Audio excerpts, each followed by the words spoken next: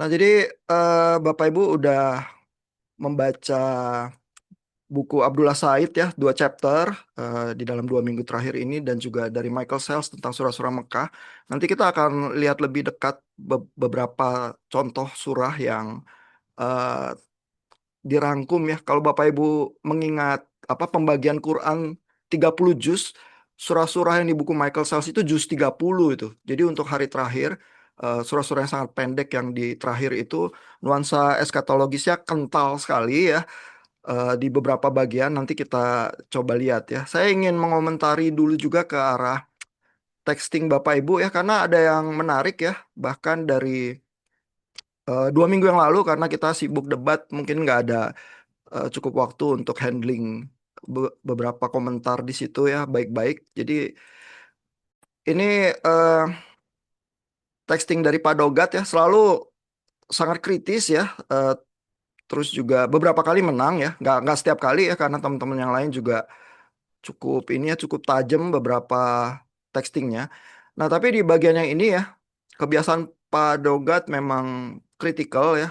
Terus di bagian atas ini mengomentari terutama membandingkan teksnya Said chapter 4 ya yang membagi Quran ke dalam tema-tema tipikal dibandingkan dengan pendekatannya Michael Sells ya. Ini Pak Dogat ini bilang Michael Sells menuntut agar pembaca menghadapi Quran sebagai pengalaman auditori, sound vision yaitu kata yang dipakai oleh Michael Sells.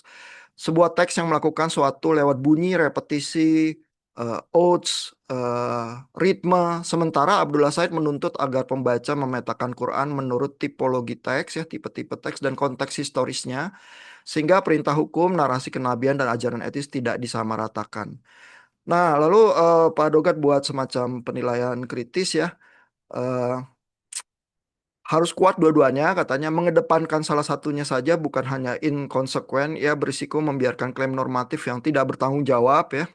Suara dapat menuntun emosi tanpa dasar kontekstual, konteks dapat menetralisasi pengalaman religius menjadi sumber komitmen moral. Nah, ini sebenarnya agak overcritical ya, karena seperti Bapak Ibu rasakan, Abdullah Said itu nggak menuntut apa-apa ya.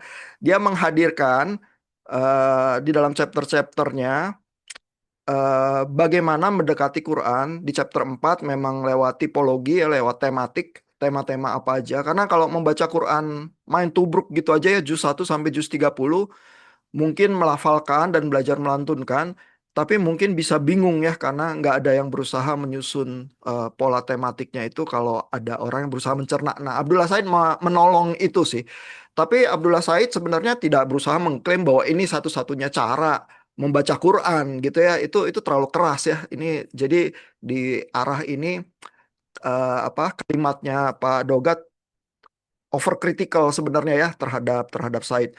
Demikian juga Sales ya, memang melakukan pemilihan, dia pilih khusus surah-surah Mekah karena mungkin dia merasa bahwa surah-surah Mekah itu dibanding surah-surah kemudian yang isinya tentang peperangan, ayat pedang dan sebagainya, surah Mekah mungkin memberikan potensi eh, penghayatan Islam yang lebih peaceful, lalu juga membawa kepada esensi-esensi yang paling mendasar yang muncul justru di era Mekah di dalam kehidupan Muhammad itu yang apa di dalam turbulensi sejarahnya ternyata menghasilkan keyakinan ya dan menjadi cikal bakal terbentuknya komunitas Islam begitu ya.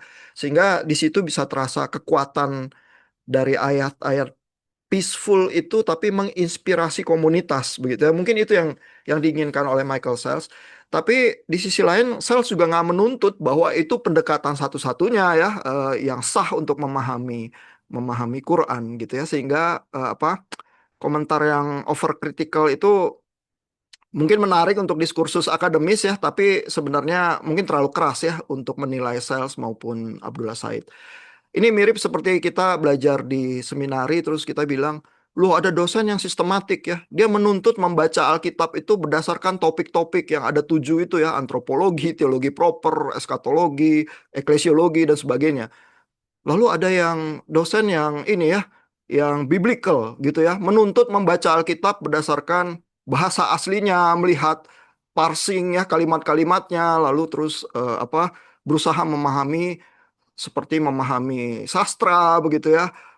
Ini pendekatan kedua-duanya adalah tuntutan yang tidak bertanggung jawab gitu ya kalimat-kalimatnya Pak Dogat ya kalau kita mau mau kenakan kepada komunitas seminarian begitu ya. Itu terlalu keras ya. Karena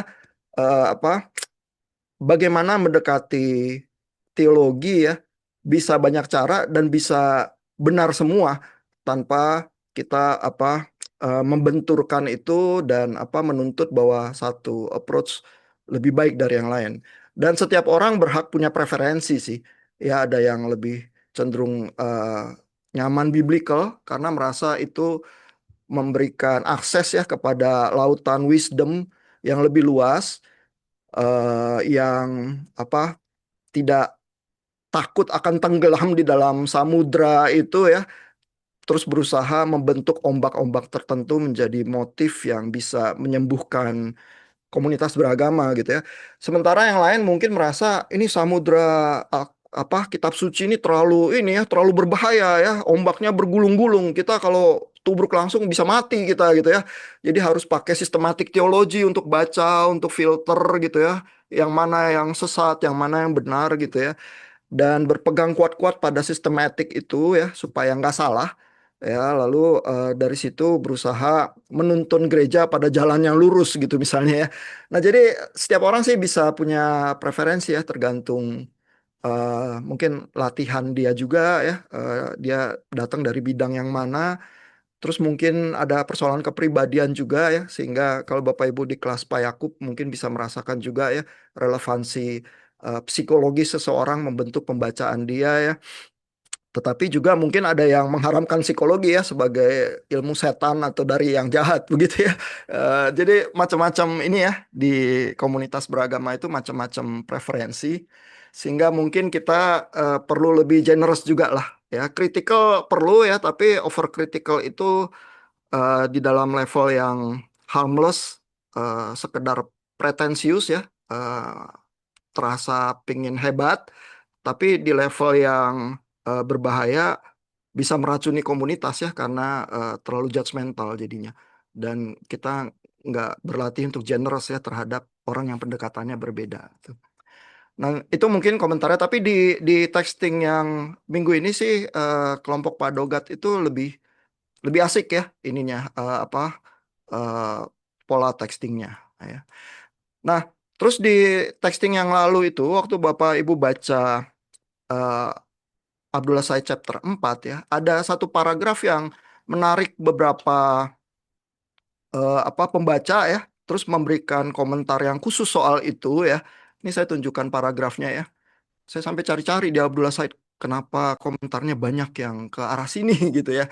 Karena saya pengen lihat Abdullah Said itu ngomongnya seperti apa gitu ya. Jadi ini paragrafnya ya. Said itu bilang ya, ini di dalam soal tematik ayat Quran tentang human behavior ya.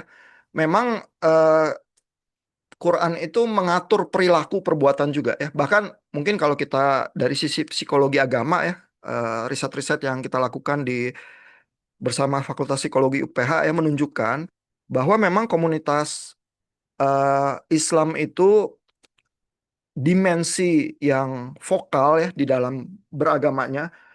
Kalau kita mau bagi menjadi 4 dimensi ya, kognitif, afektif, emosional, atau behavior, atau komunal ya dengan komunitas, maka yang paling vokal seringnya adalah soal behavior. Karena Islam mengatur perilaku itu dihayati oleh banyak umat Islam begitu ya. Kalau kita bandingkan sama yang Kristen, biasanya di Kristen itu yang vokal eh, adalah aspek believing ya. Jadi yang Kristen itu typically kognitif itu yang menjadi sandaran utama. Afektif itu tergantung variasi ya. Yang ditangkap itu komunitas yang mana. Mungkin kalau di komunitas karismatik lebih affectionate begitu ya. Kalau di komunitas reform mungkin lebih logis rasional begitu ya. Dan karena kita menangkapnya populasi kita kebanyakan remaja mahasiswa, aspek komunal juga jadi penting gitu ya. Tapi behavior rata-rata rendah kalau kalau ini ya, kalau kalangan Kristen. Mungkin karena dianggap bahwa kalau kita behavioristik dianggap menuntut Tuhan, ya menyogok Tuhan dengan perbuatan baik ya, itu melanggar semacam pemahaman utama doktrin Reform Kristiani, yaitu keselamatan itu karena anugerah gitu ya. Jadi mungkin komunitas yang Kristen itu agak alergi ya terhadap dimensi keagamaan yang behavioristik. Nah, tapi sebenarnya mungkin sebaiknya sih dimensi itu lengkap ya. Karena kalau kita mulai beranggapan bahwa keagamaan itu tidak menyentuh aspek behavior sama sekali, nanti keagamaan itu jadi tidak embodied ya. Padahal kan Yesus juga bilang ya bahwa pohon itu ketahuan dari buahnya. Begitu ya. Nah, mana buahnya gitu ya. Ini pohon Kristen ini udah tua tapi nggak pernah berbuah begitu misalnya ya, itu jadi nggak asik juga ya. Ada dimensi yang kurang lengkap begitu ya. Kalau dimensinya timpang mungkin ada masalah, tapi dimensi yang sama sekali tidak terrefleksi ya di dalam kehidupan keagamaan nanti mungkin jadi masalah besar begitu ya. Jadi itu mungkin sedikit ya. Saya pengen tunjukkan ini ya, bagian itu tadi ya dari Abdullah Said, paragraf yang Bapak Ibu sangat perhatikan ya di sini. Abdullah Said sebenarnya agak faktual gitu aja. Dia bilang ya bahwa ayat-ayat di Quran yang mengatur soal hukum ya, legal verses, itu mungkin kalau diestimasi sekitar 100 sampai 500 ayat lah. Begitu ya, misalnya soal perilaku, sholat, larangan minum alkohol, soal apa bagaimana ke arah kemiskinan dan sebagainya ya, zakat apa. Nah, jadi ini dibanding keseluruhan ayat Quran yang 6.300 sangat kecil ya, di bawah 10% gitu ya. Ini langsung ditangkap oleh Bapak Ibu di dalam textingnya begitu ya. Terus nada-nada textingnya Bapak Ibu itu mengarah kepada, loh ini berarti ada esensi Islam yang mungkin miss begitu ya, bahwa bukan behavioristik, melainkan banyak ayat yang lain ini yang lebih besar porsinya, bahkan 90% lebih lebih daripada ayat-ayat yang hukum gitu ya. Jadi textingnya itu mendorong ke arah sana ya, memahami Islam yang beyond soal eh, legal hukum Islam begitu. Nah, cuman karena Abdullah Said ini orang Islam yang baik ya, walaupun academically juga sangat well trained gitu ya, dia nggak berusaha mendorong ke arah situ karena dia paham Islam itu memang tekanan terhadap fokus kepada perilaku itu penting ya, karena kan aspek eskatologisnya juga menekankan kepada perilaku ya, nanti yang akan kita baca ya. Jadi Abdullah Said itu simply bilang, walaupun seperti ini ya, despite this, these legal verses are given a lot of attention, banyak perhatian kepada ayat-ayat hukum ini, and their interpretation has often been a source of debate, begitu ya. Jadi banyak terjadi perdebatan, dan kalau banyak diperdebatkan, mungkin kesannya adalah ini bagian ayat-ayat yang penting ya dari pemahaman Islam. Abdullah Said hanya simply ingin menunjukkan wajah yang lain, tapi dia tidak menyanggah juga bahwa bagian yang behavioristik dari pemahaman Islam ini, yaitu bentuknya hukum Islam, itu penting buat komunitas Islam gitu ya. Jadi mungkin sedikit komentar supaya kalau Bapak Ibu baca Abdullah Said itu bisa paham juga ya sudut pandang dari Islam tradisional yang baik begitu ya. Nah, mungkin sedikit itu dulu ya komentar-komentar dari texting kita. Dari Bapak Ibu ada pertanyaan atau komentar nggak? Sebelum kita lanjut ke ayat-ayat surga neraka kita.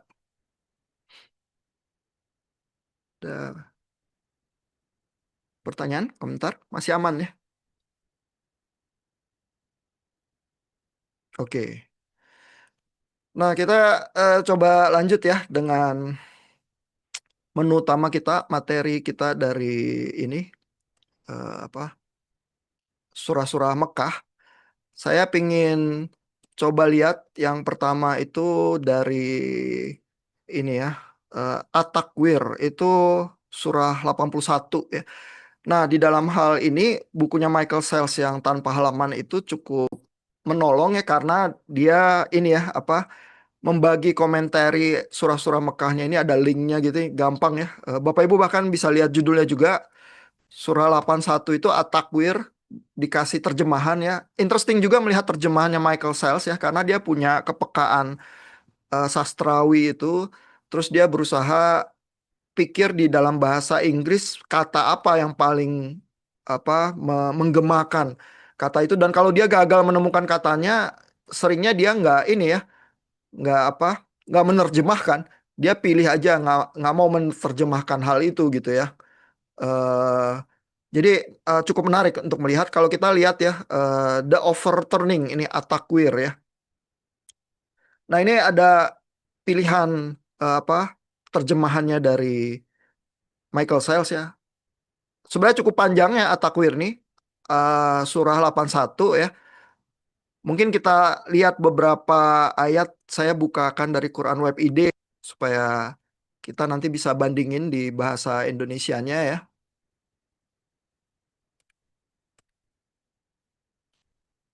By the way, buat Bapak Ibu yang pengen mendengarkan sound visionnya di YouTube, ada juga yang taruh juz 30 khusus ya. Jadi surah-surah Mekah dibacakan dari awal juz sampai akhir.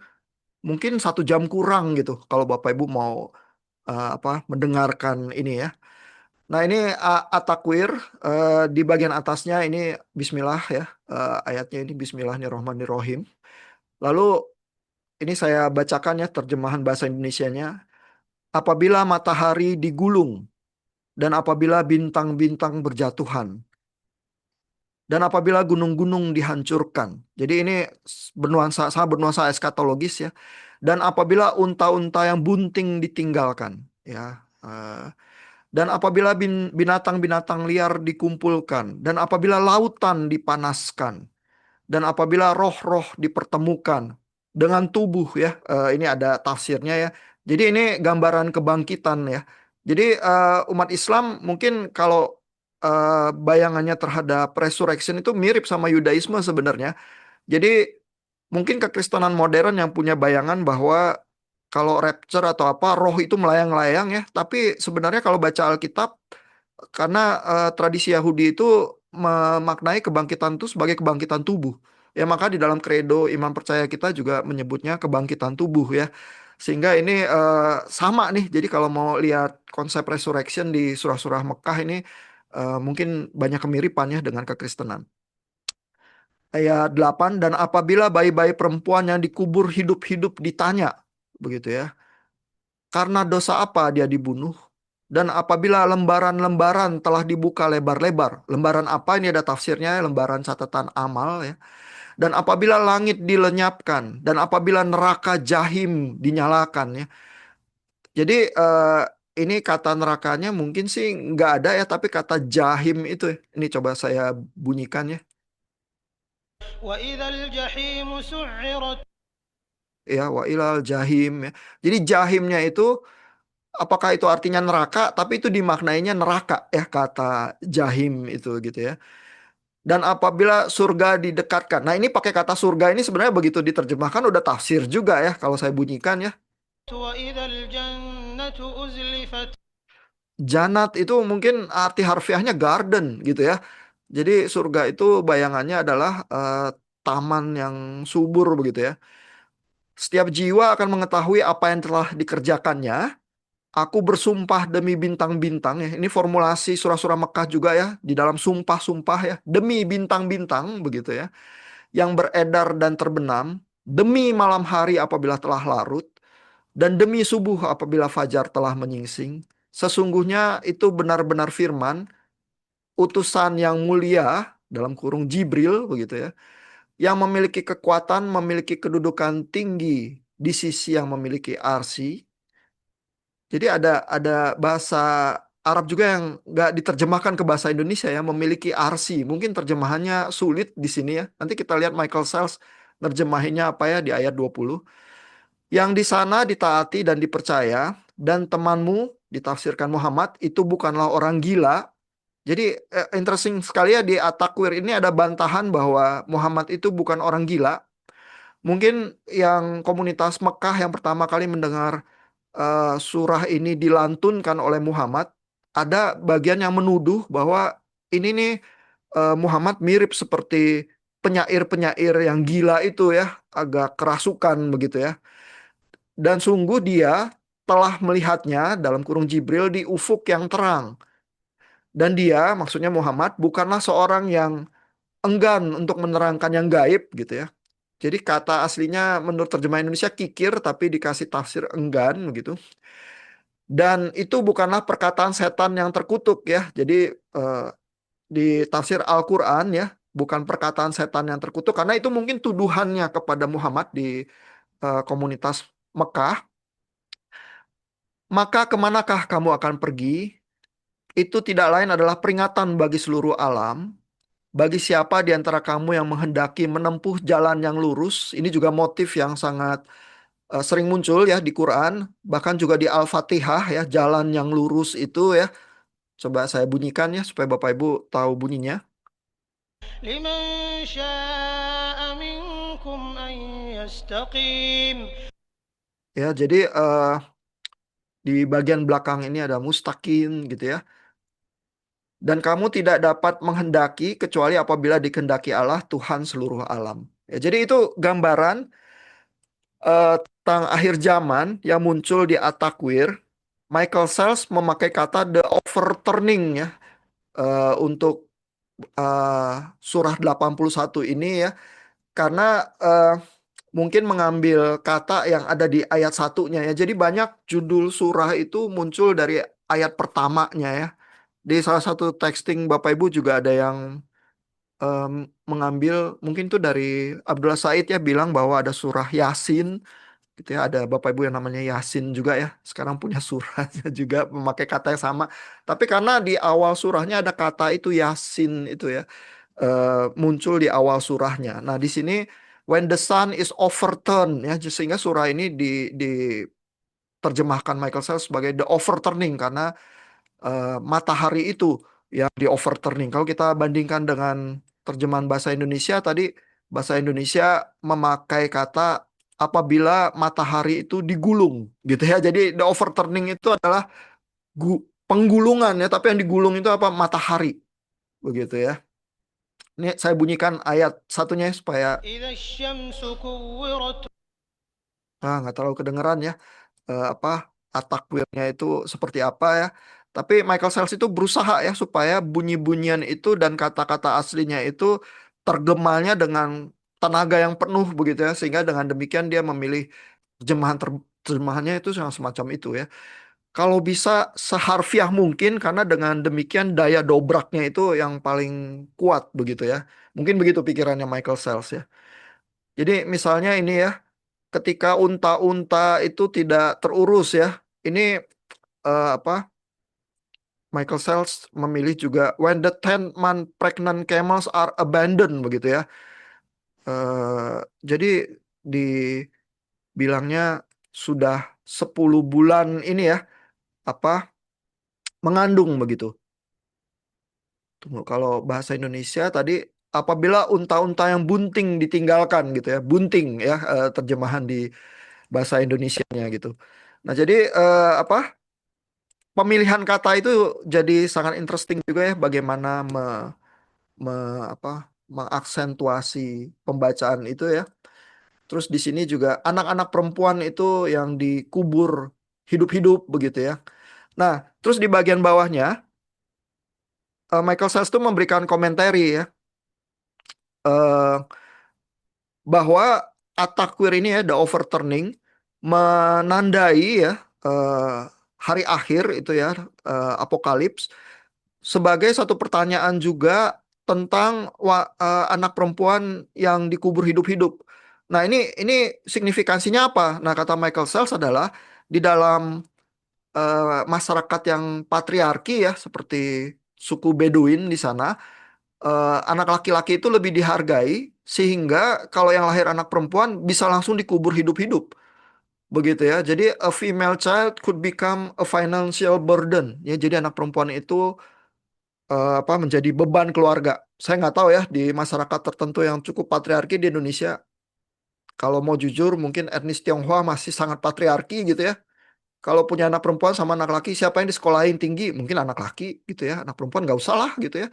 Dikit lagi nanti dia nikah terus ini ya jadi anak orang gitu misalnya. Sering logikanya masih semacam itu ya.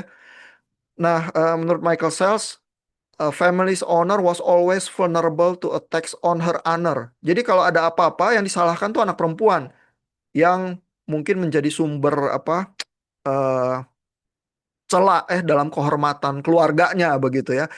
Nah, sehingga ini bahwa fenomena ada anak perempuan yang dikubur hidup-hidup ini memang muncul dari konteks masyarakatnya ya. As in other cultures, the disparity in social value led to practices such as infanticide ya. Di China sendiri, misalnya anak perempuan yang ditenggelamkan gitu ya begitu lahir karena mereka punya one child policy, cuman boleh punya satu anak di periode tertentu di kehidupan negaranya.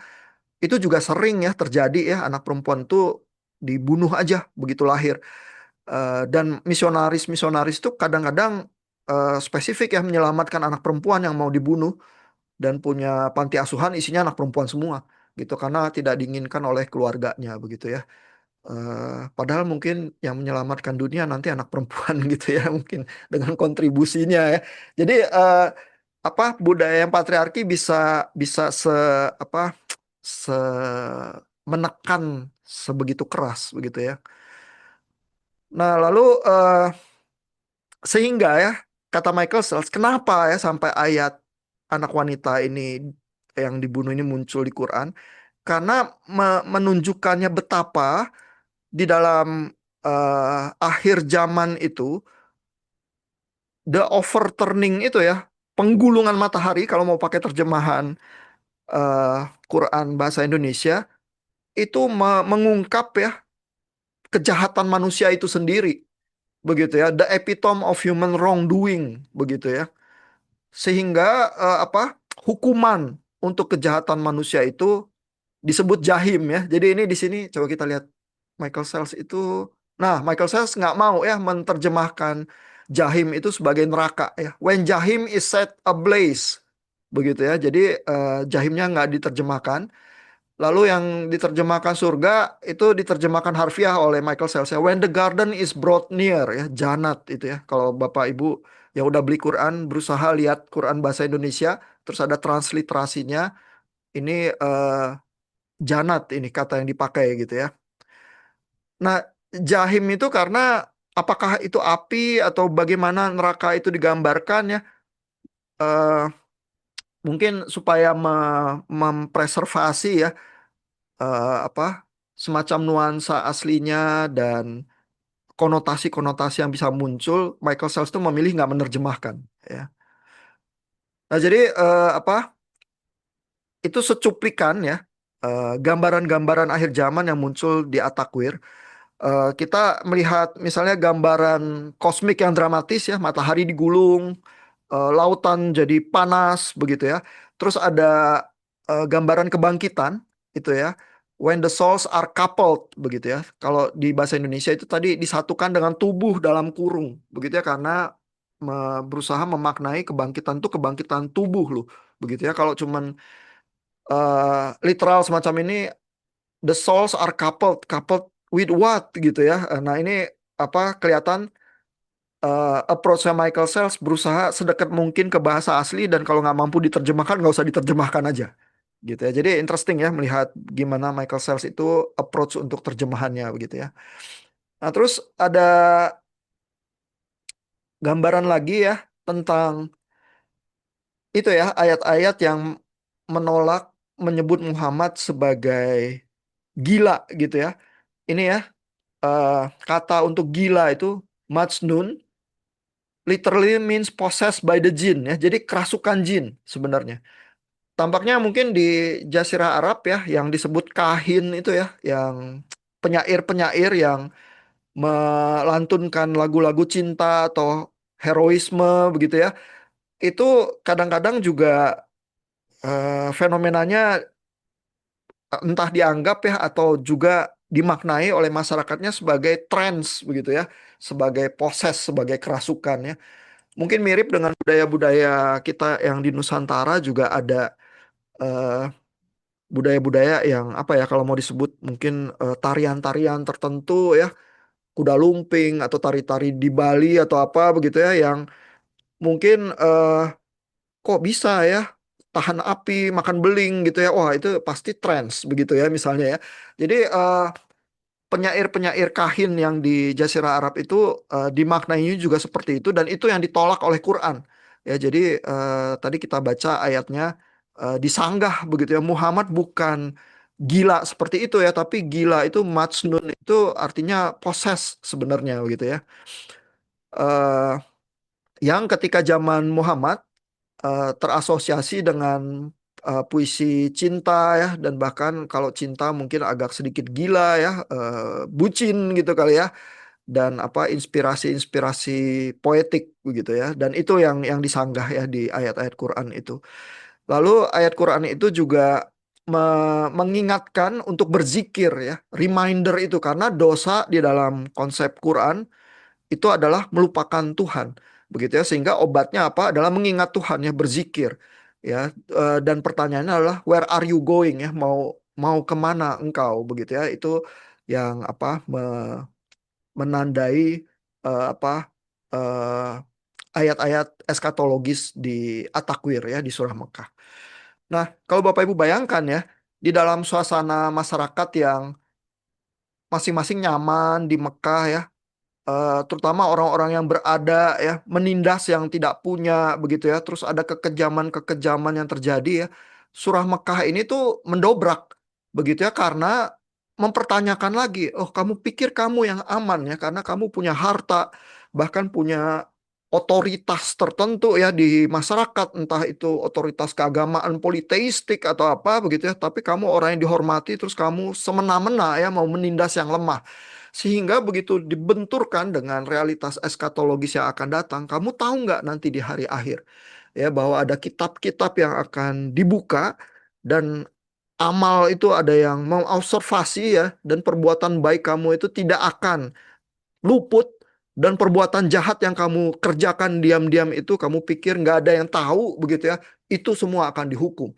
ya dan pada hari akhir itu ada apa gejala-gejala kosmik yang dramatis ya, tapi ada perhitungan tanggung jawab pribadi begitu yang akan dilakukan juga begitu ya dan ada keadilan absolut ilahi yang akan muncul. Kamu pikir kamu konglomerat apa penguasa besar, penguasa politik kamu pun tidak akan luput begitu ya. Jadi ada daya dobrak tertentu sebenarnya di masyarakatnya ya sehingga nggak heran ya begitu Muhammad itu melantunkan ayat-ayat itu ya, terus mungkin dia bisa dianggap menyerang ya status quo, menyerang kalangan-kalangan yang berkuasa sehingga justru dia menerima perlawanan ya, dan akhirnya terpaksa menyingkir ya ke Madinah karena komunitasnya dia itu yang terutama pelindung-pelindungnya ya, begitu pamannya meninggal, istrinya meninggal gitu ya, dia jadi kehilangan pilar-pilar utama di komunitasnya, terus terpaksa di di exile begitu ya ke Madinah gitu. Ya, tapi mudah-mudahan Bapak Ibu bisa membayangkan ya daya dobrak surat-surat Mekah itu gitu ya. Mungkin sih gambaran-gambarannya buat Bapak Ibu agak asing ya karena nggak terbiasa baca Quran. Tapi motif semacam ini ya mengingatkan kepada hari akhir ya. Ini sebenarnya di dalam budaya yang sekuler biasa aja kita juga sering kok ya mengingatkan bahkan kalau Bapak Ibu berpikir soal apa bagaimana 4 langkah penginjilan atau apa yang ada traktatnya itu kan selalu bertanyanya soal hari akhir ya. Nanti kamu gimana di hari terakhir kamu gitu ya. Pertanyaan-pertanyaan yang menusuk kan kayak ini ya. Kalau kamu mati besok ya, kamu pikir kamu masuk surga atau masuk neraka ya? Kamu yakin atau enggak gitu ya. Nah, itu kan sebenarnya motif-motif eskatologis ya yang muncul bahkan di dalam keseharian kita juga pahami gitu ya. Terus juga mungkin ada orang yang memikirkan nanti kalau di makam saya maunya ada tulisan apa gitu ya. Terus kalau orang apa bikin kebaktian mengingat saya pada saat kematian saya mau orang bicara apa tentang diri saya begitu ya. Dan apa proyeksi eskatologi semacam itu ya kalau kita renungkan bisa menggoncang kita ya dan ayat-ayat surah Mekah itu memang tujuannya untuk menggoncang ya. Lalu bisa mendorong kita untuk meluruskan hidup kita. Kalau hidup kita ini sampai sekarang ini sembarangan gitu ya. Sama seperti banyak anak muda yang datang ke KKR terus tiba-tiba apa terkilir ya oleh khotbah atau apa, terus tiba-tiba bilang mulai sekarang saya mau berubah seluruh kehidupan saya begitu ya. Nah, itu daya dobraknya surah-surah yang eskatologis itu sebenarnya punya kekuatan yang semacam itu sih. Ya, yang kadang-kadang di kalangan beragama itu luput karena kita mungkin apa terpesona dengan gejala-gejala kosmik itu ya, yang terus mendorong kita untuk melakukan ramalan-ramalan ya. Jadi ayat-ayat eskatologis itu cuma menjadi ayat ramalan-ramalan ya, tapi padahal dimensi dobrakannya itu mungkin lebih kaya daripada sekedar eh, proses ramal-meramal saja gitu. Ya. Oke, mungkin sejauh ini dulu ada pertanyaan nggak dari Bapak Ibu atau komentar?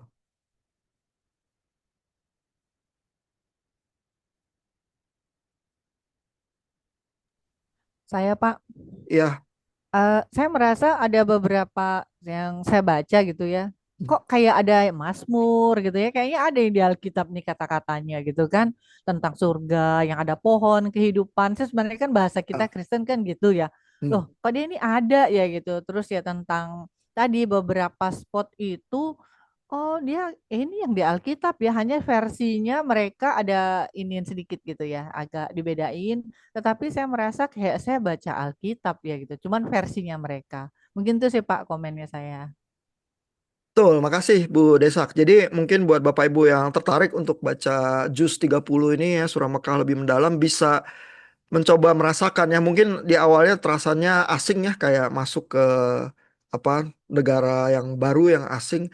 Tapi begitu mungkin kita lebih familiar, terus mulai melihat motif-motif yang sama ya. Oh, ternyata ini ya, kita punya ya pemaknaan-pemaknaan yang bisa menjadi jembatan ya bagaimana saling memahami begitu ya. Karena kalau kita paham yang di apa kekristenan, mungkin sebenarnya kita bisa ya membaca ayat-ayat Quran itu juga dengan penghayatan yang sama begitu ya. Nah, kita coba lihat lagi ya ayat yang lain. Eh, Al-Zalzalah ya, itu surah 99 ya. Al-Zalzalah surah 99. Ini mungkin saya tunjukkan langsung dari Michael Sales-nya ya. Kita lihat.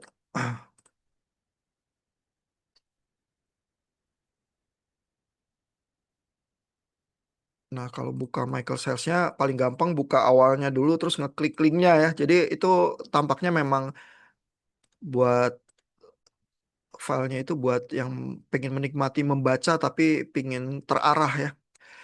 Ini Al-Zalzalah surah 99 itu judulnya ini ayat gempa ya, the quaking ya, ayat gempa. Nah, ini nggak begitu panjang ya. When the earth is shaken, quaking, when the earth bears forth her burdens ya. Ini bagian-bagian yang ini tuh kembali apa Michael Sells itu berusaha supaya ada bagian-bagian gender itu ya, bahwa bumi itu feminin, terus bumi itu bears fruit ya, apa melahirkan ya.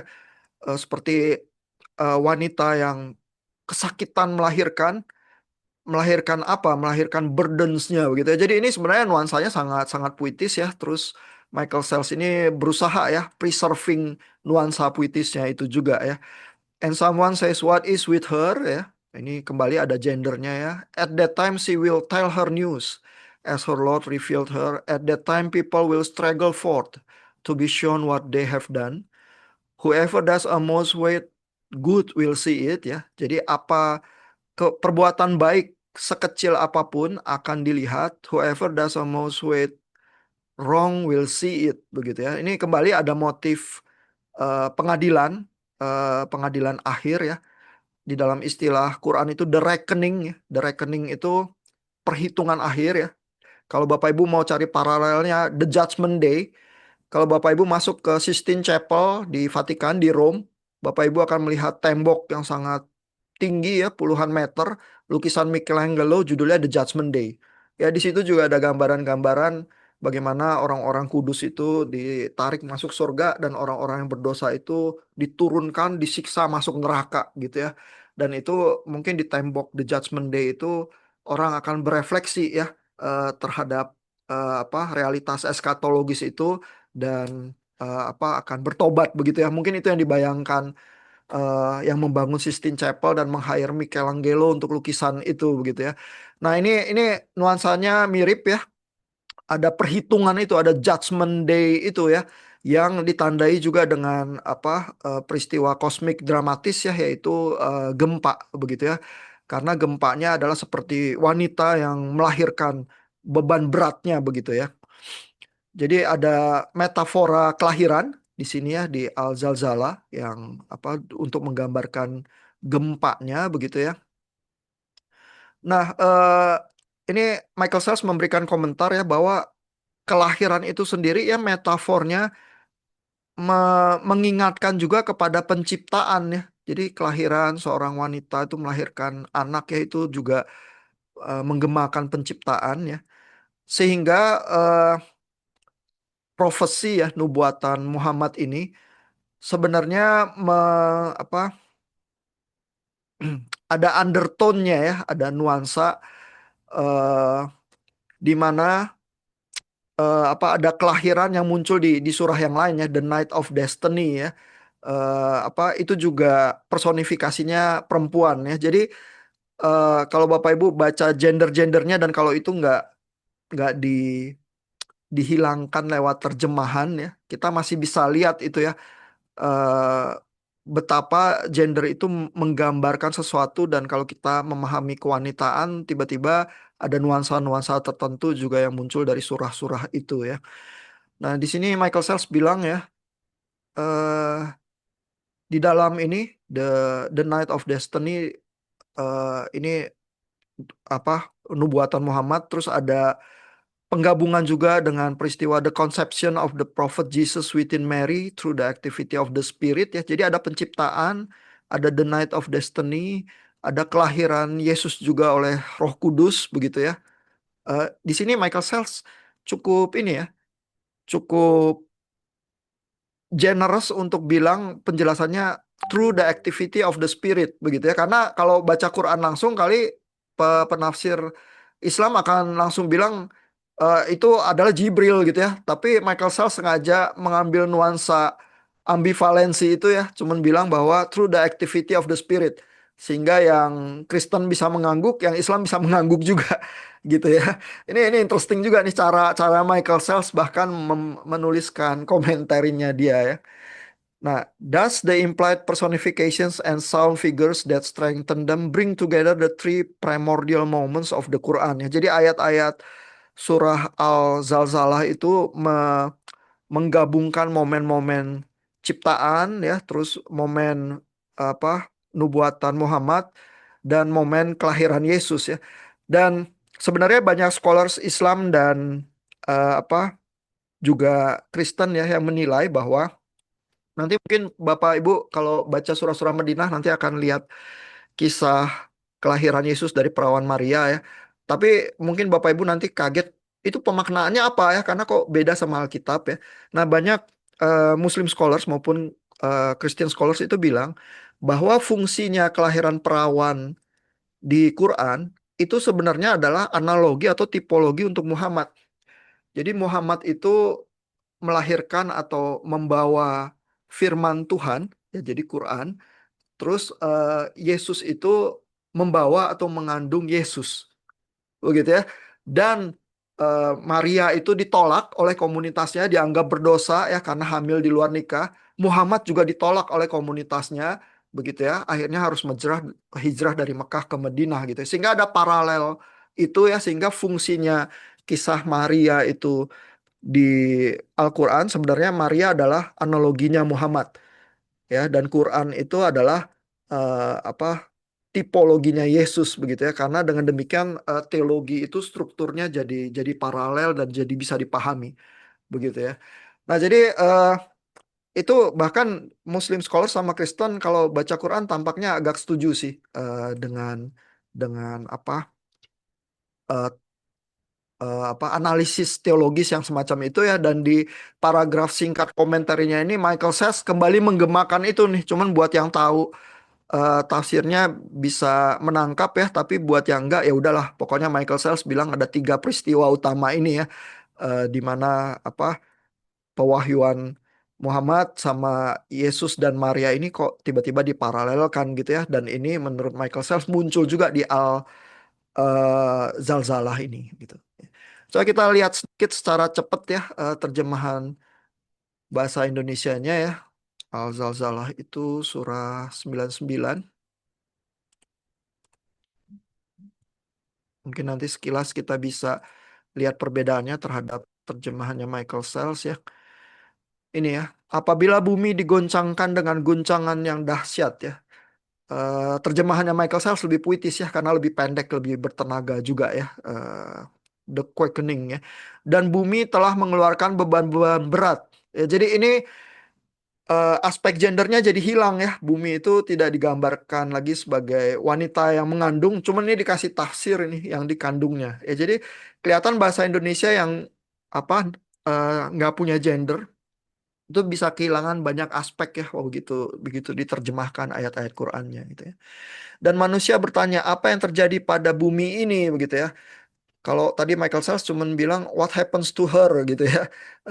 Karena tetap berusaha main personifikasi Michael Sells. Kalau di Indonesia terjemahannya berusaha supaya bisa dipahami gitu kali terjemahannya. Jadi apa yang terjadi pada bumi ini gitu ya.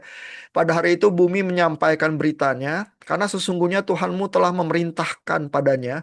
Pada hari itu manusia keluar dari kuburnya dalam keadaan berkelompok-kelompok ya. Jadi ini ada nuansa kebangkitan juga ya. Mirip sama At-Takwir tadi ada nuansa ini manusia keluar dari kuburnya dan kebangkitan itu kebangkitan tubuh ya kembali ya bukan roh yang melayang-layang ya untuk diperlihatkan kepada mereka semua perbuatannya jadi ada resurrection tapi dibarengi dengan penghakiman ya dibarengi dengan judgment day ya maka barang siapa mengerjakan kebaikan seberat zarah ya nah, ini juga terjemahan yang menyulitkan karena di bahasa modern Indonesia zarah itu apa gitu ya tadi Michael Sells pakai kata maut ya. Eh, Coba kita lihat ini ya. Ter Kalau ada tafsirnya ya. Iya, tafsirnya ya. Tafsir Kemenak ini. Seberat atom. Ya, jadi kecil banget ya ini tafsirnya kecil banget nih atom nggak kelihatan mata gitu ya. Kalau maut itu tadi serangga kali ya, serangga kecil ya. Udah cukup kecil tapi tafsir Kemenak lebih kecil lagi ya. Sekecil apapun niscaya dia akan melihat balasannya ya dan barang siapa mengerjakan kejahatan sekecil apapun niscaya dia akan melihatnya juga gitu ya. Nah, jadi ini motif-motif utama yang mendobrak kemanusiaan itu untuk mengingat akhirat dan dorongannya adalah untuk kita mengubah kehidupan kita juga ya supaya menjadi lurus ya. Sebenarnya di Alkitab eh, mungkin kalau eskatologi wahyu mungkin nuansanya bisa ada perbedaannya tapi eh, kitab yang mendorong kita membenturkan kepada kefanaan hidup ya. Lalu dengan demikian mungkin menolong kita untuk memperoleh wisdom untuk hidup yang baik ada juga kan di Alkitab ya yaitu terutama kitab Pengkhotbah ya.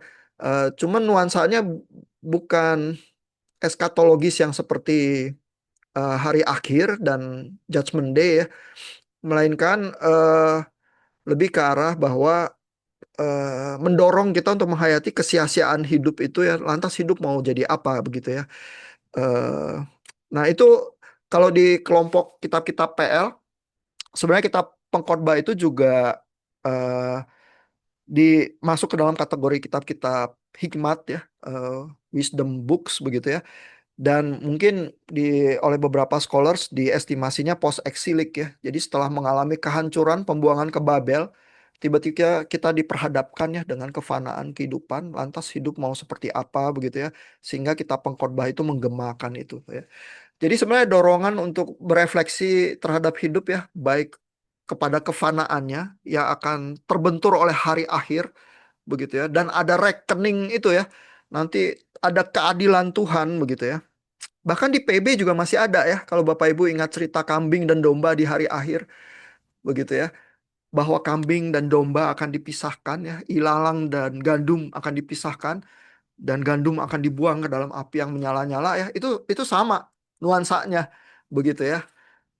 Nah, Terus juga ada nuansanya adalah perbuatan baik ya, karena kalau Bapak Ibu ingat eh, perikop di Matius itu, orang-orang beragama itu bertanya ya, karena kan eh, Tuhan itu menantang ya loh, waktu saya di dalam penjara, waktu saya sakit, waktu saya kelaparan, kenapa kamu tidak menolong saya gitu. Itu nuansanya perbuatan loh ya. Lalu kan orang-orang beragamanya jawab, loh kapan Tuhan kami melihat engkau itu nggak berpakaian di dalam penjara, eh, sakit dan sebagainya gitu ya. Nah lalu kan jawabannya, yang kamu lakukan untuk yang salah satu yang terkecil ini, kamu telah melakukannya untuk aku. Gitu ya. Jadi mungkin apa, gambaran Matius itu ya, gambaran hari akhirnya lebih tajam ya, karena justru yang di-kick adalah orang-orang beragama itu sendiri begitu ya. Karena orang-orang beragama yang nggak melakukan, ya justru orang-orang yang apa, tampaknya kurang paham agama itu yang masuk surga gitu ya.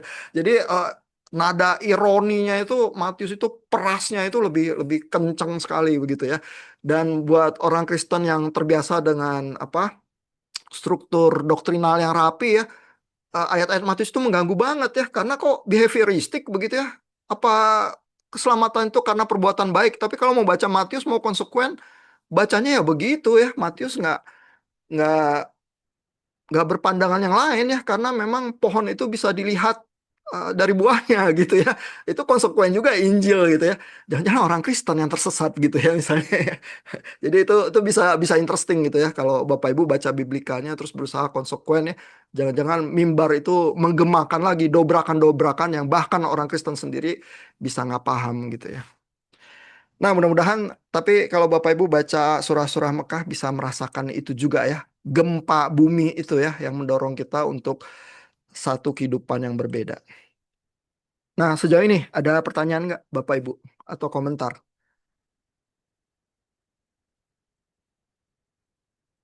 Silakan kalau ada. Masih oke ya. Jadi tampaknya apa, nuansa-nuansa eskatologis itu kita bisa pahami sih, cuman eh ya di mungkin bagian yang kontroversi kalau Bapak Ibu mau baca yang panjang ya surah. Jadi surah-surah Mekah itu di bagian tengah Quran itu kadang-kadang agak overlapping ya antara yang surah Mekah dan surah surah Medina. Eh ada surah Mekah yang agak panjang. Jadi biasanya scholars itu perlu estimasinya agak rumit gitu ya. Biasanya lihat pola-pola, apakah masih eskatologis, lihat bahasa dan lain sebagainya ya.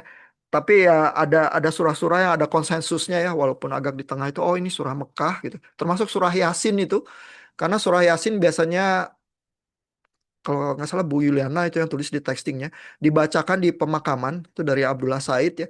Itu ada motif-motif hari akhir juga, ada motif-motif eskatologis juga sehingga cocok dibacakan di pemakaman begitu ya. Nah, itu juga kategorinya surah Mekah sih. Tapi dia dia agak panjang juga gitu ya. Jadi estimasi kronologis itu selalu sulit ya. Bahkan yang di Alkitab Kristen juga kalau kita mau estimasi kronologis biasanya sulit sih. Lihat bahasa, lihat motif-motif tematik gitu ya. Tapi biasanya apa, Bible scholars itu cenderung nggak mau dogmatis sih kalau estimasi. Cuman di dalam tafsirnya dia mungkin pakai pola kronologisnya untuk berusaha bikin apa, harmoni ya di dalam exegesennya dia. Cuman dia nggak mau dogmatis juga karena estimasi itu bisa bisa cukup sulit begitu ya. Nah, ada surah yang agak panjang ya, dan kalau soal eskatologis mungkin jadi standar gitu ya, karena namanya adalah surah Al-Qiyamah gitu. Tapi karena mungkin agak panjang, Bapak Ibu nanti bisa nikmati sendiri ya, bisa dicari katanya itu aja deket banget sama sama apa, kata kiamat ya di dalam bahasa Indonesia Al-Qiyamah. Dan dia cukup awal karena di Quran cukup panjang isinya. Oh, itu surah berapa ya? Al-Qiyamah itu kalau kita cari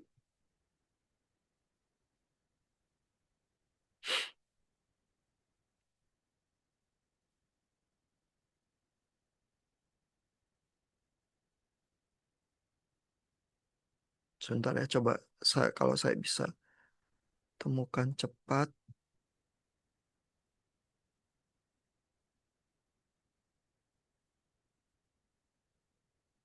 Oh, saya nggak nyatet sih. Ya, nanti bisa coba dicari ya. Eh, dan motifnya bisa lebih kompleks ya daripada surah-surah pendek yang dari juz 30 yang di akhir sekali ya. Kadang-kadang eh, apa kenikmatan surgawi itu termasuk kenikmatan seksual yang digambarkan di situ. Nah, itu yang kadang juga menjadi apa kerikil ya buat mungkin orang-orang Kristen untuk bisa apa memahami bagian itu ya karena kok kok sorga soal seksual ya. Karena nah ini mungkin ya saya menduga ya karena di dalam pemahaman kekristenan kadang-kadang seks itu punya konotasi yang sangat negatif ya. Karena misalnya Agustinus itu menafsirkan dosa asal itu menularnya lewat hubungan seksual. Jadi ada tradisi itu ya yang cenderung melihat hal-hal seksualitas itu cenderung lebih negatif daripada positif gitu ya, yang agak memberatkan. Sehingga kok surga itu kenikmatan seksualitas gitu ya. Nah, tapi penggambaran surganya kan macam-macam ya. Seksualitas tuh cuman hanya salah satunya, tapi misalnya buah-buah, pohon-pohon yang subur dan lain sebagainya. Sama seperti gambaran Taman Eden begitu ya, di dalam creation story yang pertama begitu ya. Itu gambaran bagaimana sorga itu, dan terutama kalau Bapak Ibu mengingat di Jazirah Arab yang gurun pasir realitasnya, maka sorga itu adalah taman gitu ya. Mungkin di apa realitas kota yang sangat keotis seperti Jakarta, kota beton gitu ya. Surga itu juga taman gitu ya. Jadi sebenarnya kita masih bisa paham juga gitu ya. Nah, cuman kenikmatan seksual itu sangat menghasilkan keterkeliran kali buat orang Kristen yang baca. Kadang-kadang di grup-grup diskusi atau apa jadi bahan cemoohan ya.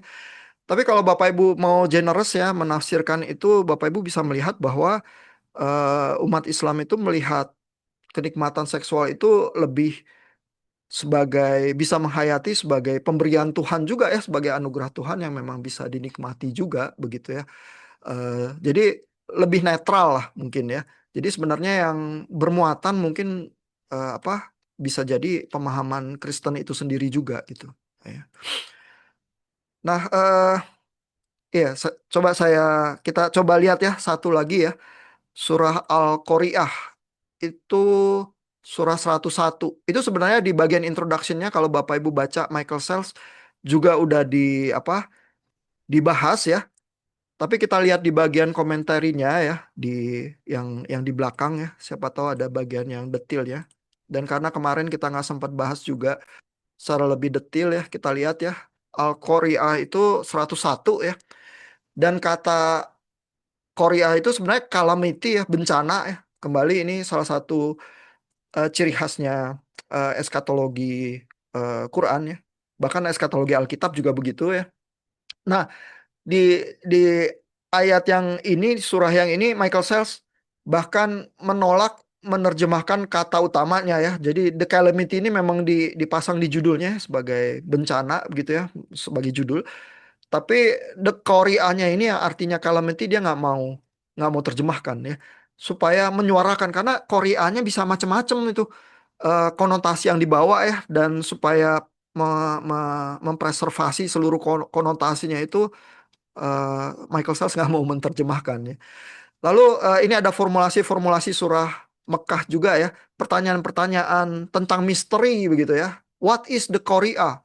Gitu ya. What can tell you of the Korea ya? Ini juga formulasi Quran ya yang diterjemahkan Michael Sells juga dengan nada mungkin mirip kayak King James Version ya, agak puitis ya.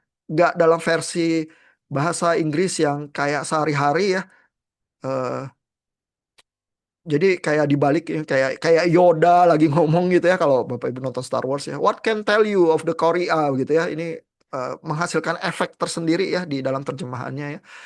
A day humankind are like moss scattered and mountains are like fluffs of wool gitu ya. Ini kembali ya gambaran-gambaran bencana. Whoever scales way heavy his is a life that is pleasing ya. Jadi ini kembali motif timbangan, timbangan amal itu ya, perbuatan baiknya kalau berat maka dia kehidupannya baik ya, kehidupannya pleasing ya. Whoever scales weight light, kalau timbangannya terlalu ringan, his mother is Hawiya. Nah, Hawiya dia juga nggak mau terjemahkan itu apa ya. Jadi kalau baca ayat-ayat ini penuh kata-kata yang ditolak diterjemahkan. Buat yang tahu merasakan gemaknya, buat yang nggak tahu ya nggak tahu aja gitu ya. Nah, jadi Hawiya itu apa? Raging fire.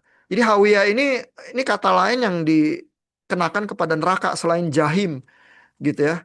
Karena di sini di ayat Qur'annya ini malah dijelaskan Hawiya itu apa? Raging fire. Nah, kalau kita mau bandingkan dengan terjemahannya Quran Web ID ya, itu kembali kita lihat ya Quran Web ID itu lebih ini ya, lebih literal gitu ya, karena mungkin berusaha supaya orang kalau ya baca terjemahannya paham. Kalau Michael Sells tuh tujuannya terjemahannya beda ya, pengen orang yang mendengarkan merasakan gemaknya ya. Nah, jadi ini eh, Al-Qari'ah ini langsung diterjemahkan hari kiamat. Padahal sebenarnya nuansa konotasinya itu bencana, ya, calamity. Begitu ya, bisa juga jurang yang dalam atau apa gitu ya. Tapi ini langsung lebih spesifik kepada kiamat gitu. Padahal bukan kiamat ya sebenarnya ya. Cuman biar paham gitu ya. Nah, apa hari kiamat itu? Nah, begitu udah dibilang kiamat, sebenarnya misteri itu udah hilang. Ya. Sehingga lebih Michael Sells itu lebih tajam ya, membiarkan kalimat misteri ini what can tell you of the Korea gitu ya, itu lebih lebih puitis dan lebih menyodorkan misteri ya, karena nggak dijelaskan katanya ya. Dan tahukah kamu apakah hari kiamat itu? Pada hari itu manusia seperti laron yang berterbangan ya, laron itu tadi ya, moth ya, dan gunung-gunung seperti bulu yang dihambur-hamburkan. Itu kembali ya, drama kosmik. Maka adapun orang yang berat timbangannya ya, itu kembali ya, amal ya. Jadi kalau Bapak Ibu dengar orang Islam bilang timbangan kamu terlalu ringan ya. Nah, itu artinya kamu orang jahat kali ya. Timbangan kebaikannya itu terlalu ringan ya. Di perjanjian lama kalau di PL kita juga baca ya, ada motif-motif ayat di mana kamu sudah ditimbang begitu ya, dan ditemukan terlalu ringan gitu ya. Jadi motif-motif itu tuh bisa dipahami juga oleh ayat-ayat kitab suci eh, Yahudi begitu sebenarnya ya. Nah, terus maka dia berada dalam kehidupan yang memuaskan, itu yang timbangannya berat. Dan adapun orang yang ringan timbangannya, maka tempat kembalinya adalah neraka hawiyah. Nah, ini terjemahan bahasa Indonesia pakai dua approach ya. Hawiyahnya disertakan, tapi nerakanya dijelaskan gitu ya. Michael Sells nggak mau ngomong neraka karena hawiyah itu apa ya? Karena muncul pertanyaan misterinya lagi. Dan tahukah kamu apakah hawiyah itu? What can tell you of hawiyah? Yaitu api yang sangat panas ya, raging fire ya. Nah, cuman kan raging fire bukan neraka kali ya. Neraka siksaannya semacam apa? Mungkin api gambaran yang paling umum gitu ya. Tapi jangan-jangan bukan api doang gitu ya. Cuman Hawiyah itu apa? Hawiyah itu raging fire gitu. Jadi kembali apa? Michael Sells itu secara intensional ya menolak mengerucutkan ayat-ayat itu menjadi terlalu spesifik ya, dan membiarkan ya kekuatan puitis itu mengambang di udara ya, membenturkan diri kita kalau kita paham, atau justru ketidakpahaman kita itu yang dibenturkan begitu ya. Nah, ini di sini di bagian komentarinya Michael Sells menjelaskannya, term Hawiyah which can mean abyss ya, ini apa, jurang yang dalam ya, Hawiyah. Or a woman bereft of her child ya. Wanita yang kehilangan anak itu juga hawiyah. Ya, jadi kalau orang memahami nuansa-nuansa itu, sedihnya itu kayak gimana ya, hati itu hancurnya seperti apa kalau wanita itu kehilangan anak ya, itulah neraka gitu ya. Dan itu yang dipreservasi oleh Michael Sells, terus diterangkan di komentarinya ya, supaya nuansa-nuansa itu masih menggema gitu ya. Nah, terus ini ya formulasi misteri itu ya, what can tell you what she is ya. Many translator and commentators take this final answer to mean that Hawiyah is epithet for the fire ya, atau hell ya, neraka. Dan Michael Sells sengaja nggak mau begitu ya, sehingga dia menerjemahkan itu literal banget ya. Dia bahkan nggak mau menyebut the raging fire ya, karena the raging fire nanti bisa menunjuk ke neraka ya. Raging fire yang mana? Raging fire yang itu. Raging fire yang itu apa? Itu neraka ya. Tapi dia pakai indefinite ya, karena berusaha literal ke bahasa aslinya. Terus apakah Hawiyah itu raging fire? Udah gitu aja gitu ya. Nah, saya nggak tahu berapa banyak Bapak Ibu yang menggemari homiletik ya. Eh, tapi ada pengkhotbah-pengkhotbah ya yang merasa bahwa di mimbar itu kita tuh tugasnya sebagai homiletician itu menjelaskan gitu ya. Tapi kalau Bapak Ibu menggemakan misteri ya, kadang-kadang kekuatannya bisa berlipat ganda itu tanpa harus meninggikan tone suara kita. Misteri itu bisa mengaduk-aduk ya, membuat keterkiliran yang membuat ayat-ayat atau fenomena atau realitas hidup itu memukulnya jauh lebih keras gitu. Jadi kadang-kadang pertanyaan itu menggemanya bisa lebih lebih kuat daripada explanation ya. Kalau explanation itu kadang-kadang kesannya malah terlalu banyak ya explanation itu. Saya udah begah gitu ya. Gitu-gitu aja gitu. Tapi misteri itu bisa menawarkan sesuatu apa penghayatan yang berbeda sih. Jadi kalau Bapak Ibu ini pas dapat tugas khotbah mungkin bisa juga ya bereksperimentasi ya gimana nada nada khotbah itu ya. Kalau Bapak Ibu eh, main nada yang disonan ya, eh, dan pemusik-pemusik jazz itu nadanya disonan melulu begitu ya. Malah karena sering apa pingin reharmonization atau apa, kebanyakan disonannya daripada selera masyarakat awam, lebih daripada nada-nada yang apa lebih bisa dipahami gitu ya kalau udah jazznya terlalu keras ya. Tapi nada disonan itu punya fungsi ya. Kalau Bapak Ibu membunyikan nada itu disonan, Bapak Ibu langsung ada dorongan internal untuk kembali kepada keseimbangan gitu. Jadi kadang-kadang eh, kebenaran yang lebih familiar itu memukulnya jauh lebih dalam gitu karena kita sendiri pingin kembali ke sana gitu. Karena nada yang kita dengar itu terlalu disonan gitu ya. Biasanya kalau pemain-pemain jazz pas mau pindah akord dia selalu mainin apa mayor 7 atau 13 apa yang disonansinya tinggi sekali, terus habis itu dia langsung resolusi ya ke nada yang biasa begitu ya. Nah, mungkin sih eh, buat Bapak Ibu yang apa gemar homiletics mungkin bisa apa coba mengambil inspirasi dari musisi juga gitu. Dan kebetulan nada-nada surah Mekah ini sebenarnya menyajikan banyak contoh-contoh yang semacam itu juga ya. Kalau Bapak Ibu baca Alkitab sebenarnya banyak juga contoh-contoh itu ya, tapi entah kenapa tradisi homiletik kita mungkin mengambil jalan-jalan tertentu yang udah kayak jadi pakem gitu ya, bahwa harus begitu khotbah gitu ya. Makanya saya ngefansnya pengkhotbah wanita ya, karena pengkhotbah wanita itu lebih banyak ya ininya apa nada-nadanya ya dibanding yang pria kadang-kadang nadanya cuma satu ya, cuma tahu main lagu heavy metal doang kalau pengkhotbah pria gitu ya. Kalau yang wanita kadang bisa lebih jazzy gitu ya. Jadi eh, saya secara pribadi lebih menikmati sih. Walaupun kalau mau khotbah yang agak jazzy saya sering kali gagal ya, terus jadi ini suaranya benar-benar disonan doang gitu ya, nggak menolong orang untuk mencintai Tuhan lebih baik kali. Ya, Bapak Ibu ada komentar, pertanyaan sejauh ini? Silakan kalau ada.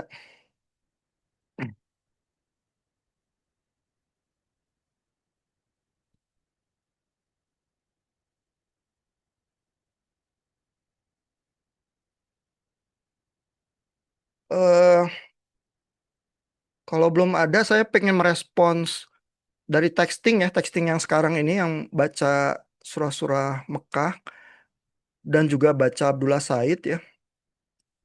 eh ada bagian-bagian Bapak Ibu dan beberapa ini ya postingan, bukan cuma satu ya, yang menyoroti ini apa ketegangan antara modernitas dan penghormatan terhadap kitab suci yang klasik begitu ya. Mungkin ini pertanyaan yang muncul nih digemakan oleh Bu Ella ya. Salah satu pertanyaannya di listnya adalah dalam konteks modern bukan cuma Alkitab tapi Al-Quran juga hadir dalam bentuk digital. Ini Bu Yulia juga mempertanyakan hal ini ya. Jika demikian, apakah konsep kesucian ritual masih relevan dengan cara yang sama seperti pada masa klasik ya? Jadi sebenarnya komunitas Islam juga menegosiasi ya digitalisasi Quran.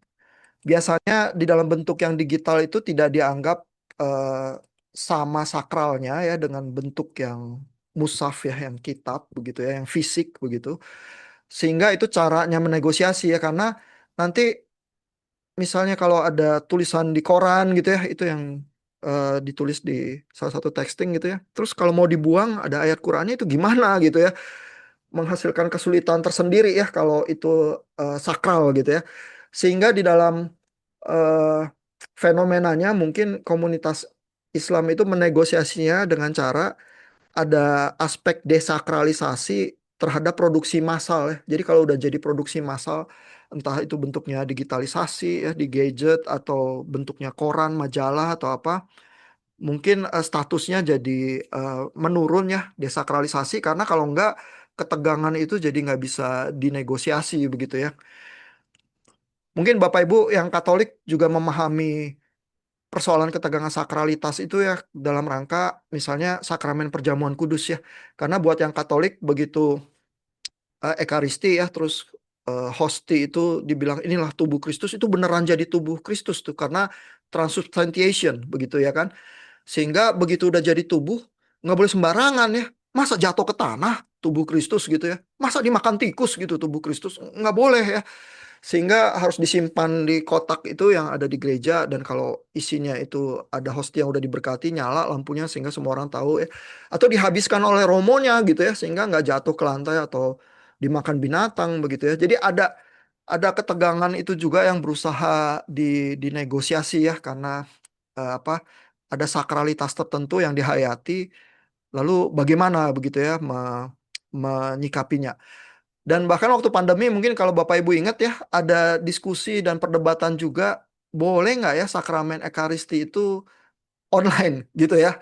Misalnya, apa nggak boleh ya kita beli beli roti sama-sama gitu ya, terus angkat sama-sama, minum anggur sama-sama gitu ya.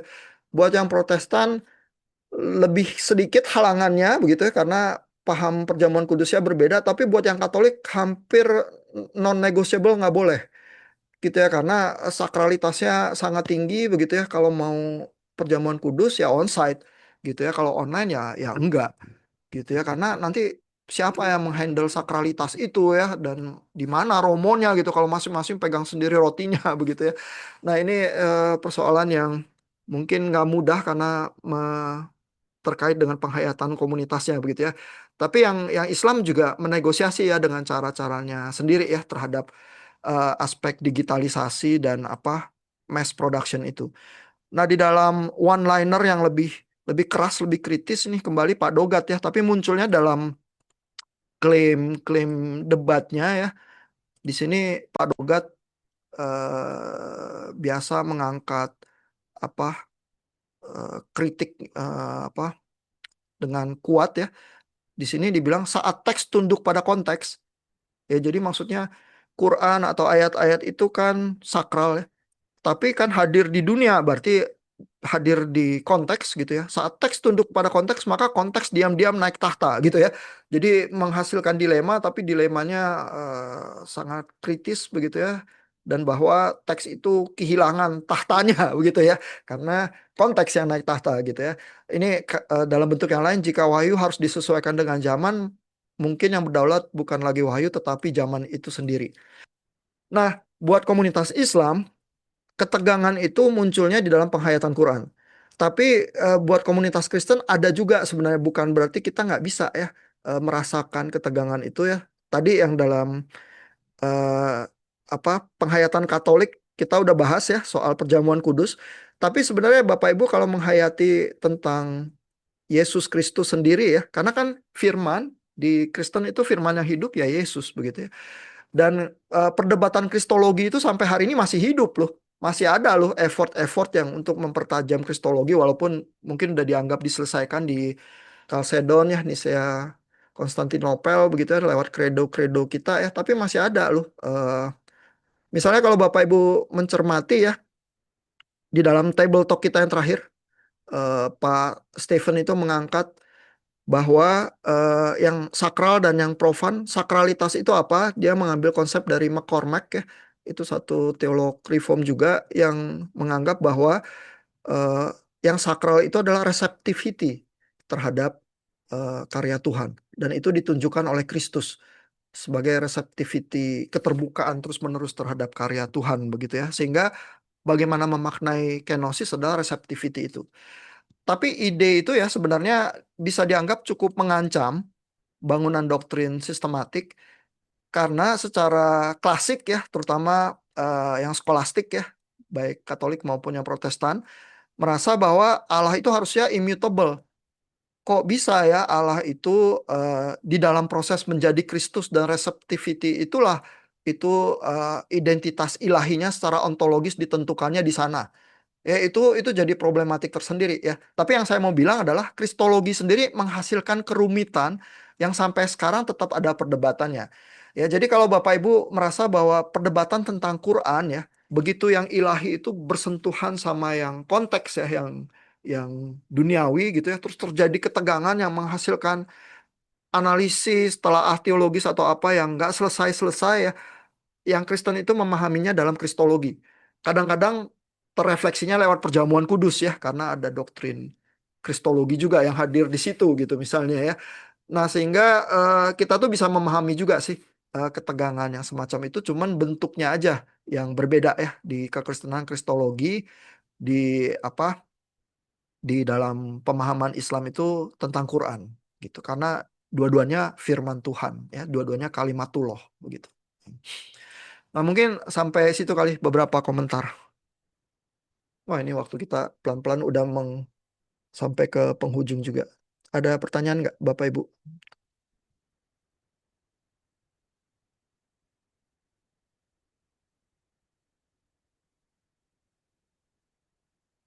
Ah, Boleh nanya Pak? boleh, Pak.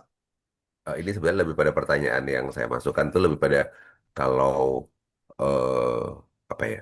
Kalau pada masa itu sepertinya kayak kebenaran kalimatullah tadi itu Hmm. diromantisasi dengan apa ya namanya estetis dengan pengalaman pribadi dengan Allah melalui didengarkan, diresapi dan mungkin mereka sampai apa sih namanya menikmati itu gitu ya. Lalu pertanyaannya adalah pada waktu yang saya sampaikan. Lalu kebenaran secara ansih dari ayat itu sendiri tuh perimbangannya gimana gitu? Apakah more on the personal experience itu atau ya tentu saja kita tahu bahwa tidak seperti itu ya cuma tapi hari-hari ini kan eh, menjadi lebih mendekat ke arah kebenaran yang tertulis gitu ya, kebenaran yang Hmm. dogmatis yang doktrinal rather than rasa dan sebagainya yang pada masa itu tuh kayak itu yang lebih diagung-agungkan gitu ke situ sih Pak. Iya. Nanti kalau kita bergeser ke surah-surah Madinah ya, surah Madinah mungkin lebih banyak aspek ininya ya, deskriptif, naratif begitu ya.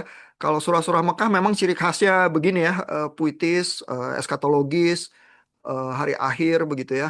Eh, jadi memang ada ciri khas tertentu. Mungkin Islam memahami dua-duanya, tapi ada bagian-bagian yang lebih eh, mendekatinya dengan cara ini, ada bagian yang lain. Nanti kalau kita sampai surah Madinah, Bapak Ibu bisa melihat perbedaannya ya. Eh, di kekristenan, mungkin sih kita memang lebih cenderung doktrinal ya. At least setelah modernitas ya, at least setelah modernitas.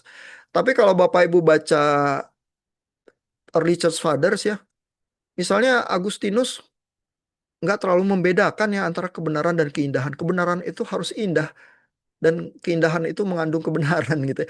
Kalau kita baca kitab-kitab puisi Perjanjian Lama kan juga gitu ya. Cuman di Perjanjian Baru kita lebih banyak yang naratif dan surat ya, begitu ya genrenya ya. Yang puisi-puisi mungkin agak menyusut ya jumlahnya, tapi tampaknya Yudaisme di PL tuh menghayati banget ya puisi-puisi begitu ya. Bahkan ya ada Kidung Agung ya, The Song of Songs itu puisi cinta begitu ya. Yang jadi kontroversial juga sih karena waktu di kanon tuh diperdebatkan ya itu terlalu seksualitasnya terlalu tinggi ya apa perlu masuk kanon atau tidak gitu. Sampai ada rabi yang bilang bahwa itu adalah hubungan antara manusia sama Tuhan begitu metafora terus jadi bisa diterima di kanon gitu ya. Tapi jadi mungkin challenge saya adalah ini ya. Jangan-jangan kita yang sepihak ya menghadapi kebenaran itu hanya doktrinal dogmatis, tapi jangan-jangan kebenaran itu indah ya.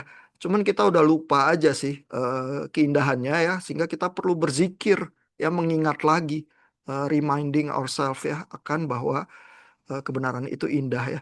Jadi kalau Bapak Ibu khotbah terus khotbahnya nggak indah gitu ya, mungkin kurang benar sih. Tapi khotbah yang indah susah banget ya. Apa? Saya pribadi merasa kesulitan sih. Soalnya kalau jumlah surahnya yang di Makkah itu kan lebih banyak itu Pak ya dibanding di Madinah gitu kan. Iya, iya. Sementara di Madinah yang dia bersentuhan dengan kehidupan keseharian umat dan sebagainya kan lebih yang diturunkan di Madinah kan Pak ya. Mm, Saya di Makkah kan emang jumlahnya signifikan lebih besar gitu. Itu sementara di Mekah juga surat-suratnya lebih bernuansa ke itu kan akhir zaman ke kayak gitu-gitu iya, kan. iya, Situasinya kayak lebih keras tapi justru di situ diterimanya sebagai tadi itu stimulus auditori gitu loh yang membuat iya, orang lebih merasa punya experience dengan Tuhan dan sebagainya yang mendekat ke arah estetika tadi itu gitu Pak. iya. Jadi di dalam tekanan kadang-kadang keindahan itu lahir ya. Hmm. Eh, dan kitab-kitab Kristen sebenarnya mungkin hampir semuanya lahir di dalam tekanan ya karena apa early church itu kan selalu di dalam penjajahan ya. Cuman ketika abad keempat jadi agama negara baru tuh kita mulai kehilangan ya tekanan itu. Terus kita mungkin teologinya jadi kurang gitu asik kali. Tapi di dalam tekanan itu tiba-tiba Tuhan itu berkarya terus keindahan-keindahan itu semua mencuat gitu ya. Eh, Ya, nanti nanti kita rasakan bedanya sih di surah-surah Madinah ya. Mungkin tetap ada cuplikan-cuplikan ya, tapi memang nuansanya jadi berbeda karena komunitas Madinah itu lebih lebih established ya. Mm-mm. Ya, thank you Pak Agustinus untuk Ya ini Pak, makasih Pak. renungan-renungannya. Ada lagi pertanyaan Bapak Ibu atau komentar apa aja juga boleh. Jangan-jangan memperkaya kita sama-sama. Hmm. Ini ada yang oke. Beberapa texting juga menyoroti soal sujud ya.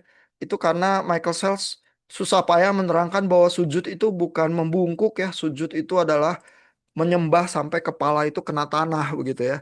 Dan itu memang ciri khas postur sholat ya. Karena dengan demikian umat Islam itu juga menghayati ya menjadi Muslim atau menjadi Islam berserah kepada Tuhan itu seperti apa. 5 kali sehari kalau dia rajin sholat ya. Banyak mungkin apa frekuensi sholat eh, orang Islam juga berbeda-beda ya tergantung personnya. Tapi kalau dia rajin menjalankan itu dia merasakan ya 5 kali sehari begitu ya. Dan semacam praktek itu ya memang komunitas Protestan mungkin agak kehilangan ya nuansa ritualistik itu ya. Mungkin itu kerugian juga ya. Walaupun mungkin orang Protestan menghindari legalisme ya dengan tidak mensakralisasi ritual. Tapi apa ada semacam spiritual habit itu yang berguna sebenarnya di dalam disiplin rohani ya. Luther itu masih memahami itu karena dia rahib Katolik begitu ya. Misalnya, ya. Tapi buat orang Protestan mungkin kadang-kadang agak kesulitan karena kita maunya kognitif ya yang behavior itu betapapun kecilnya kita nggak menghayati ya. Di kampus kami ya di UPH eh, tahun lalu mulai ada gerakan bahwa kita baca aja ayat 5 menit ya kita mulai baca dari Mazmur, terus dari Amsal, terus Pengkhotbah, terus sekarang sampai ke Matius gitu ya. Pokoknya tanpa tuntutan apa-apa setiap pagi jam 7 gitu ya, datang dulu ke fakultas, berdiri bersama, baca ayat, berdoa singkat, udah selesai gitu. Jadi kita ada semacam sholatnya kita juga gitu ya. Tapi cuma sehari sekali sih. Jadi kita jauh banget dari orang Islam yang soleh gitu ya. Cuman ya itu ya kita melakukan itu sebagai semacam gerakan moral gitu. Memang ada absensi digital sih, tapi cenderung orang melakukan itu nggak ada yang peduli ya saya dilihat absen atau enggak. kadang-kadang kehujanan, kemacetan, apa, kadang-kadang nggak bisa ya. Ada yang lari-lari sampai ke tempat itu, ya udah selesai karena di bawah 5 menit gitu ya. Kadang-kadang 3 menit doang gitu ya. Terus ya udah apa tersenyum bersama aja, terus besok coba lagi gitu ya. Jadi itu semacam gerakan moral yang habitual aja ya kita coba lakukan karena kita pengen punya waktu memfokuskan itu ya. Terus menghindari apa semacam desakan untuk jadi kognitif, nggak usah renungan, nggak usah baca aja ayat-ayat itu, terus berdiam diri aja, terus berdoa aja, terus udah gitu ya. Eh, Mungkin sih kita gamang sih, teman-teman yang Katolik kebetulan ada beberapa yang Katolik lebih bisa ya menghayati yang kayak gitu ya di dalam ritualistik itu. Yang Protestan agak gamang gitu, karena kok nggak dijelasin, nggak ada renungannya ya, nggak kayak santapan harian atau renungan harian atau apa. Terus kita rasa, aduh ini ritualnya nggak enak gitu ya. Tapi sampai saat ini di fakultas setiap pagi jam 7:05 masih ada yang kumpul terus baca ayat sama-sama sih. Tergantung fakultasnya juga, ada yang udah apa nggak melakukan lagi. Tapi kebetulan di fakultas saya masih ya. Karena saya bilang ke teman-teman, ini bukan soal seberapa hebat kita paham ayatnya atau kita seberapa taat setiap hari bisa hadir ya. Tapi yang penting kita mencoba aja, kita hadirkan saja tubuh kita di sana gitu ya. Kalau pas bisa, kalau kehalang banjir atau harus nganterin anak emergensi atau apa ya udah, besok coba lagi gitu. Karena itulah disiplin rohani kita. Buat Bapak Ibu yang ngambil spiritual formation, mungkin bisa menghayati hal-hal itu sih ya. Hal-hal yang kecil yang kita lakukan untuk supaya otot rohani kita itu tetap masih ada pergerakan ya, nggak mati kutu, cuman jadi apa semacam gemuruh di otak kita aja kognitif gitu ya, karena itu penyakitnya orang reform kali. Ya, akhirnya waktu kita habis juga ya. Eh, ada komentar Bapak Ibu terakhir mungkin kalau ada pertanyaan yang sangat mendesak. Kalau nggak ada kita sampai di sini ya. Terus nanti mulai minggu depan kalau nggak salah kita baca surah-surah Madinah. Saya apa akan upload ininya eh, Quran yang Bapak Ibu baca itu terjemahan dari Oxford ya oleh Abdel Halim. Surah Al-Baqarah agak panjang, tapi mungkin nanti Bapak Ibu bisa menikmati karena mungkin lebih lebih bervariasi lah daripada surah-surah Mekah yang cenderung eskatologis begitu ya. Siapa tahu apa menjadi menyegarkan ya baca sesuatu yang agak berbeda juga. Kita sampai di sini ya Bapak Ibu.